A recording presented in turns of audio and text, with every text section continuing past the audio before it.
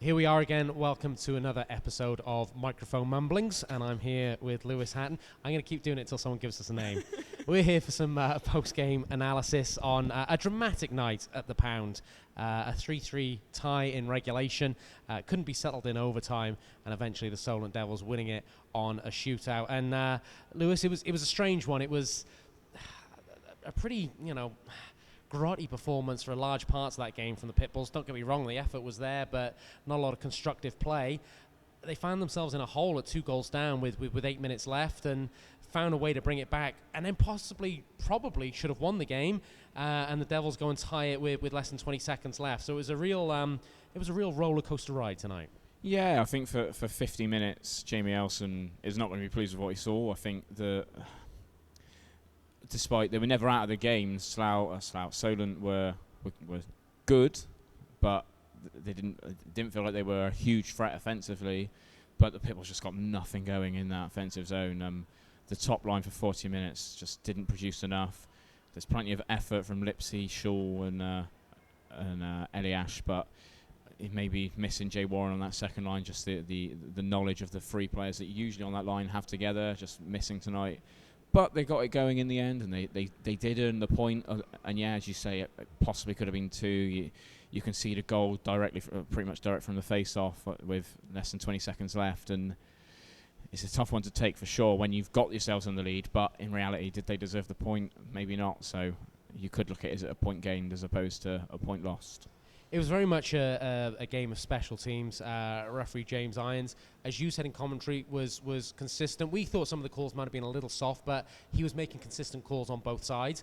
I thought the Pitbulls penalty kill was fantastic, but I thought the Devils gave them a little bit of a lesson in zone setup on the power play. All right, the penalty kill for the Pitbulls was great, but the way the Devils controlled the puck in the zone, I think that's something that maybe the Pitbulls can look at the game tape of and say, we could do with some of that. Yeah, I'd agree. It did remind me of the Pitbulls power play quite a bit early on, because they were getting set up and they were passing the puck around the outside, but really threatened Tyler Perry. They didn't get many shots on net, and it did remind me of the Pitbulls. But they got set up so much easier than the Pitbulls ever did in that sort of spell where they had nothing going on the power play. Obviously, last night they got 3 goals with the extra skater, so they did work, and it clearly benefited them tonight. But yeah, you think you watch a team who set up well, and I think they did get 1 power play goal, and it was tough for them because they, as you say, they killed it well. Liam Coleman, Aaron Moody, especially those 2 forwards out there, the first killers for the attacking players, and they played well. They probably had a couple of chances short-handed that they'd want back. Moody in the first period and Coleman in the third. But yeah, penalty kill was good. The power play was okay without being spectacular. Is it time, and I ask this respectfully, and of course we're laymen watching it from the commentary box, Jamie Elson has run with consistent lines all season, and I'm a big believer in that, but maybe just in this run-up to playoff time, are there guys who've maybe earned more minutes, and is it worth throwing it into the blender a little bit? I'm thinking Heim Pitcher, you mentioned Moody, particularly Liam Coleman. I'm just wondering whether some of these lines are a little bit of a slump, a little bit of a funk, and maybe just changing it around could help the Pitbulls. Yeah, I mean, I mentioned the top line. I think in the third period they did play much better, and the first goal the first 2 goals come from players that are on that top line. But yeah, for the first 40 minutes they got nothing going at all, and despite I can't think that they were on the ice for any goals conceded, but that top line is there to put points up, and they just didn't do it today, and they didn't play well enough in the first 40 minutes, 50 minutes. So yeah, do you maybe throw Josh Shaw on that top line? You look, maybe you could have him on the right wing possibly, and you keep Schoen and Osman, or do you put Taylor on the left? Yeah, it's an interesting idea, and I do agree in the idea that you want to keep your line similar because they've built chemistry throughout the season, or in some cases they built chemistry over more than that. Obviously, like the Lipsy, Eliash, Warren line, they've played together before, or 2 of them have played together before. So yeah, it is a bit of a conundrum. I think you're sort of in a position now where you're going to finish 3rd, 4th, or 5th. Maybe you do sort of just have a little play around with the lines and see what you can conjure up. See if you can get something going. Get hot in the last few weeks of the season. Yeah, all right, 3 goals went in tonight, but we talked on commentary. I thought the defensive unit tonight was pretty solid. I know Jamie Elson, I can't remember whether it was on camera or off camera, described his defensive unit a little bit meat and potatoes. Just do the simple things right and provide a foundation for the team.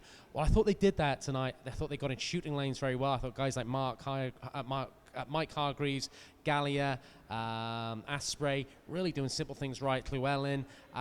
The standout for me was Joe Morris. I really think he tried to lead that unit tonight. Yeah, I think maybe he got the penalty in the game last night that saw him removed from the game, and maybe just that little bit of spring in his step, wanting to prove a point that he's still a great player, and he is. He played really well tonight, and yeah, the whole defensive collectively they were good. It did remind me a bit of the Invicta game where there was no mistakes defensively, and when you look at the games that they've played, there's been mistakes recently, and it's cost them goals. You think a couple of the Stratton goals in the first game especially just come from defensive errors or poor line changes, and those are things you can fix easily. So I think defensively the performance was fine. It was just too much pressure because offensively they just didn't get anything going for 40 minutes. If there was ever a lesson of how crucial face-offs are in ice hockey, it was in the last 20 seconds of that game. Richie Hargreaves, who, by the way, I thought was very, very good tonight. But with Steve Osman off, he was the man taking minutes, and he went out for a face-off, and he was on his weak side. He couldn't draw it to the backhand side, so he tried to swap his stick around. And we said it, you said it in commentary. Maybe if he had his time back again, he'd just fall on that face-off or try and tie the game, tie the guy up, because he lost a clean draw, and 3 seconds later, the puck's in the back of the net. Yeah, I mean, obviously, it's tough for us to say because Richie could have been doing that for years. He could be really good at that, and it's just an unfortunate loss. But yeah, you look at it from an outside perspective, and you think, just don't lose it. That's all you've got to do in that scenario. Don't give them a clean face-off win because they've got the extra skater. If you can just make it a messy, even if you just spoil it towards the boards, and they've got to try and get set up, it's much better than you lose it clean and the puck comes to Murray and it's an absolute bullet from Murray. Perry had no chance. It was behind him before he could even think about it, and yeah, it's just one of those where Richie, as you say, he's probably his best game of the season tonight, and it happens. It is a face-off. Sometimes you are going to lose face-offs, and just a tough one to take so late in the game. Just to conclude, and I really don't want the guys at home watching this to think we're being absolutely glass half empty, or I'm being absolutely glass half empty, but it's not just about the hockey. Obviously, this is a business model. It is the first year of the Pitbulls. They're going up a season. They're going up a league next season, I should say. Albeit the excitement in the third period tonight, that's now 3 home losses in a row.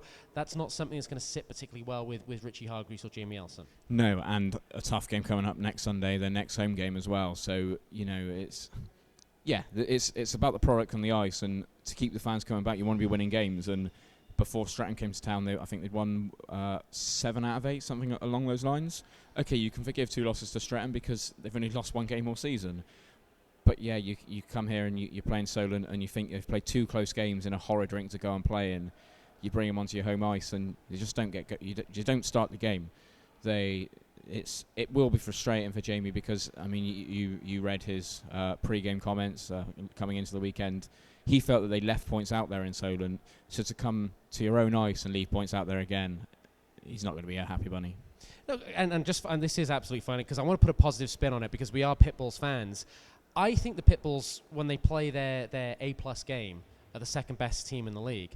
The frustration for me is they're not showing that on a nightly basis. No, I mean they played their best hockey for about 7 minutes tonight, and okay, it got them a point. So you take that, you have to take that as a positive because they know that they can play better than how they played tonight.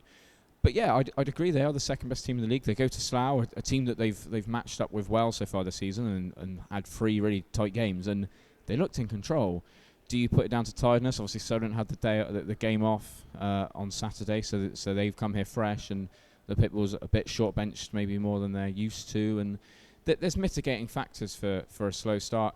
But yeah, there is positives to take because they can play better than they did tonight, and they've still taken a point out of it. My thanks to Lewis for the moment. Just if you're watching these clips, this is not gospel. This is just Lewis and myself giving some opinions after the game. Love to hear your thoughts as well. Keep them clean. But we'd love to hear your thoughts and feedback. And really, as we said a few weeks ago, get the Bristol ice hockey community engaging with us. Frustration tonight, but boy, what a barn burner we had in the last 20 minutes. We'll be back next Sunday on the FTA Sports as Chelmsford Chieftains come to town. But for myself and Lewis for the moment, thanks for watching.